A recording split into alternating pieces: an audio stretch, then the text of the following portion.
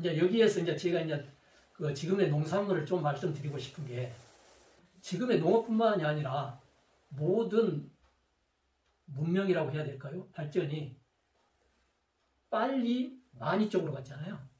빠른 시간에 많이 생산되는 게 최고의 방법인 것으로 인식을 하고 있고 또 그렇게 갈 수밖에 없죠. 네, 근데 돈을 많이 버니까. 예, 돈도 많이 벌고 그래야 빨리 쉽게 사람이 살아갈 수 있으니까. 근데 농업도 마찬가지입니다. 빨리 많이 쪽으로 간 거예요. 근데 빨리 많이 쪽으로 가려면 어떻게 해야 되느냐? 자연에 그대로 놔두면 안 되겠죠. 계속 도와줘야 돼요. 도와준다는 것은 스스로의 자생력을 망가뜨리는 거예요. 떨어뜨리는 거예요. 근데 지금의 농업 생산물들이 다 그렇습니다. 품종 개량이 그렇게 되어 왔어요. 선천적으로. 근데 그게 사람으로 들어오면 그 성질이 그대로 발현이 되는 겁니다. 이제 이해가 되시죠? 그래서 지금 사람들이 체격은 커지지만 힘이 없어요. 지금의 농산물이 마찬가지예요. 복대기는 크지만 정확히 따지면 생명력이 약해요. 전부 그런 쪽으로 하겠어요. 그러니까 지금의 농산물을 먹고는 예전 같은 건강을 담보할 수 없다는 게 나오죠. 자연의 식물들을 먹고 건강을 회복하는 게 최고로 이야기를 하거든요. 그만큼 생명력이 강하다는 이야기예요. 그런데 지금의 농사법들이 전부 그렇게 돼 있기 때문에 또 거기에다가 화학적으로 만든 비료주죠. 그러면 약해지니까 어떻습니까? 외부에서 오는 병해충 막느라고 굉장히 독한 농약들 하죠. 그 농약들이 포함되어 있는 음식을 먹다 보니까 몸에서는 생리장애가 일어날 수밖에 없잖아요. 외국에서는 수확 후 관리법이 따로 돼 있었거든요. 그러면 다른 거 없어요. 전부 화학물질, 농약으로 그냥 뭐라고 말씀드려요? 젖담으로 나갈까? 그렇게 해놓은 거예요. 여러분들 그 인천 항구에서 그 밀이나 옥수수 수입할 때 그 하역 인부들 하고 있는 복장 상태 보신 적 있어요? 뉴스에도 잘 안 나오죠. 거기는 완전 화생방전에 대비하는 방공면. 네, 전부 몸에 그 어떤 것도 못 들어오게 그렇게 하고 들어가서 합니다. 방송에서도 그러잖아요. 수입밀, 여기 국산밀 갖다 놓고 있으면 수입밀에는 벌레도 생기지 않는다. 무슨 이야기예요? 접근을 못하는 거죠, 벌레가. 네. 그런 걸 우리가 먹고 있는 거예요. 근데 이제 음식 한번 가만히 생각해 보세요. 텃밭에서 그냥 나물이라도 해서 엄마 정성으로 이렇게 요리해서 주는 최고의 생명의 보약이거든요. 또 우리가 이 동물 사육 쪽에, 가축 사육 쪽에 이렇게 공부를 하다 보면 사료의 영양 분석에 대해서 굉장히 이야기를 해요. 근데 지금 모든 어떤 먹을거리 논리가 영양 논리잖아요. 영양 따져가면서 하면 그건 사료에 지나지 않는 걸로 저는 생각을 해요. 근데 이제 그 음식이 장사 논리 쪽으로 가면 뭐겠어요? 이음추구 되지 않겠습니까? 어떻게든 오래 보존하고 어떻게든 사람의 구미를 땡길 수 있게끔 여러 가지 인위적인 물질을 첨가해가지고 가공해서 먹게 되잖아요. 천연물질이 아니다는 이야기예요. 자연에 순환되는 게 아니다는 거예요. 그러면 농업이 상업적으로 가면 정말 독극물로 변합니다. 그래서 먹는 것은 정말 생명력을 먹는 거지 영양으로 먹는 게 아니다라고 저는 이야기합니다. 그 3년간 상하초식을 해본 사람으로서 네. 지금 이제 미생물에 대해서 이야기를 하죠. 어떤 생명체의 기본이 미생물이지 않겠습니까? 근데 이 미생물이라는 게 생각을 해보면 우리 몸 자체가 미생물 덩어리라고 네, 생각할 수 있을 거예요. 미생물은 미생물에서 시작해서 미생물로 끝나지 않습니까? 모든 생명체나.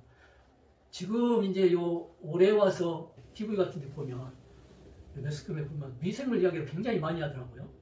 그러면서 뭐 장내 미생물을 굉장히 중요시하고. 근데 이제 저희들은 그걸 하면서 미생물에 대해서 접근을 먼저 해요.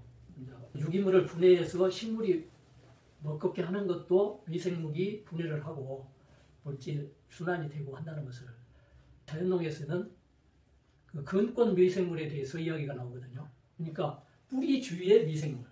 그러니까 사람의 소화기관과 식물의 뿌리는 똑같아요. 밖에 있느냐 이렇게 안에 지니고 다니나지. 어떻게 생각해보면 창자 안은 외부예요? 내부예요? 예? 외부. 여기서부터 여기까지 뚫렸잖아요. 융털이 나와서 소화시키잖아요. 그러니까 뿌리도 마찬가지 아니에요. 뿌리털이 나와서. 근데 식물의 뿌리도 마찬가지예요. 유기산을 내서 주위에 미생물 영양 공급을 하고 물질을 녹이고 그것에 의해서 흡수를 한다라고 배우거든요. 네. 수화기관도 똑같잖아요. 이제 동적인 동물이기 때문에 너 갖고 다니면서 소화시켜서 흡수한다 뿐이지. 또 식물이 먼저 발전했고 그 다음이 식물을 먹이로 해서 동물이 뒤에 온 것 아니겠습니까? 근데 올해 이제 이렇게 의학에서 이야기하는 데 보면 장내 미생물뿐만이 아니라 한 세포에 몇 개의 미생물이 같이 공유하더라까지 이야기가 되고 있습니다. 네. 그러면 한번 생각해 보시죠. 우리 몸의 장내 미생물과 호랑이 육식을 하는 장내 미생물이 같을까요? 우리가 분석 안 해봐도 다르다는 건 금방 이해가 되잖아요. 그러면 식물도 마찬가지입니다. 그러니까 자연의 조화가 깨지지 않고 계속 유지되는 게 지금 그 누구도 부정하지 않는 뭘 이야기합니까? 다양성을 이야기하죠. 해결화되지 않는. 네. 많은 것이 존재했을 때 서로의 도움을 주고 서로의 견제 기능이 있어서 그게 지속적으로 유지된다라고 다 이야기가 되잖아요. 근데 우리가 비료나 농약을 썼을 때 미생물들이 그 농약의 비료에 취약한 미생물들은 어떻겠어요? 사라지겠죠. 없어지겠죠. 그러면 미생물 균형이 깨지는 거예요. 그러겠죠. 또 자연에 있는 모든 식물들은 전체가 식물체를 미생물이 싸고 있다고 생각하시면 될 거예요. 근데 그 미생물들이 파괴가 되는 거예요.